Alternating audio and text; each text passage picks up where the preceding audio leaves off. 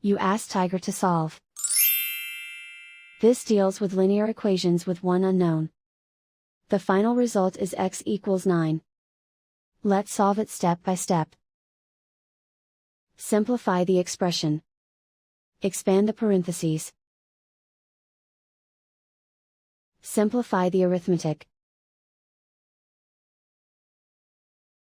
Group all constants on the right side of the equation. Add 10 to both sides. Simplify the arithmetic.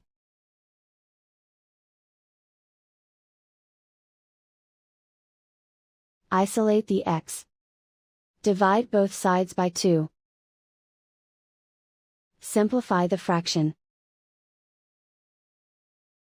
Find the greatest common factor of the numerator and denominator. Factor out and cancel the greatest common factor. And so the final result is x equals 9.